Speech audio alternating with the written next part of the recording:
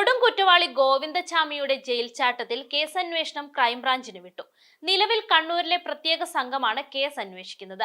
അതേസമയം ജയിൽ ചാട്ടത്തിൽ പ്രഥമദൃഷ്ട്യാ ഉദ്യോഗസ്ഥർക്ക് വീഴ്ച സംഭവിച്ചെന്ന് ജസ്റ്റിസ് CN രാമചന്ദ്രൻ നായർ വ്യക്തമാക്കിയിരുന്നു. ഇതേ തുടർന്ന് മുഖ്യമന്ത്രി പിണറായി വിജയന്റെ നിർദ്ദേശപ്രകാരമാണ് അന്വേഷണം ക്രൈംബ്രാഞ്ചിന് വിട്ടത്. ഗോവിന്ദച്ചാമിക്ക് ജയിൽ ചാടാൻ ആരുടെയും സഹായം ലഭിച്ചില്ലെന്നാണ് ജയിൽ DIGയുടെ അന്വേഷണ റിപ്പോർട്ട്. ജീവനക്കാരോ തടവുകാരോ സഹായിച്ചതിന് തെളിവില്ലെന്നാണ് റിപ്പോർട്ടിൽ പറയുന്നത്.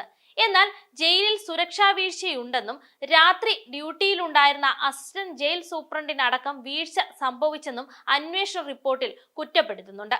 ജയിലിലെ സ്ഥിരം പ്രശ്നക്കാരനായ ഗോവിന്ദച്ചാമിയെ ആരും സഹായിക്കാൻ ഇടയില്ലെന്നാണ് DGPക്ക് കൈമാറിയ റിപ്പോർട്ടിൽ പറയുന്നത്.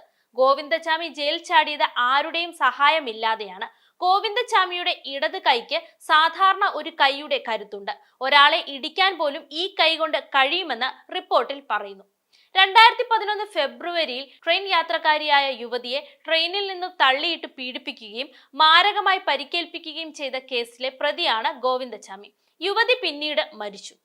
ജൂൺ 25-നാണ് ഗോവിന്ദച്ചാമി കണ്ണൂർ സെൻട്രൽ ജയിലിൽ നിന്നും രക്ഷപ്പെടാൻ ശ്രമിച്ചത്. പുലർച്ചെ പരിശോധനയ്ക്കായി ഉദ്യോഗസ്ഥർ എത്തിയപ്പോഴാണ് ഗോവിന്ദച്ചാമി ജയിലിൽ ഇല്ലെന്ന് മനസ്സിലാകുന്നത്. കൈവശം ഉണ്ടായിരുന്ന തുണി ഉപയോഗിച്ച് മതിലിന്റെ അടുത്തേക്ക് പോയി മതിലിനെ ഫെൻസിങ്ങിന് മുകളിലേക്ക് എറിഞ്ഞു പിടിച്ച് കയറുകയായിരുന്നു. തുണി ചേർത്ത് കെട്ടി അതുപയോഗിച്ച് വടമാക്കിയാണ് ഇയാൾ പുറത്തേക്ക് ചാടിയത്. പുറത്തുനിന്ന് ഇയാൾക്ക് സഹായം ലഭിച്ചുവെന്നാണ് സൂചന ഉള്ളത്.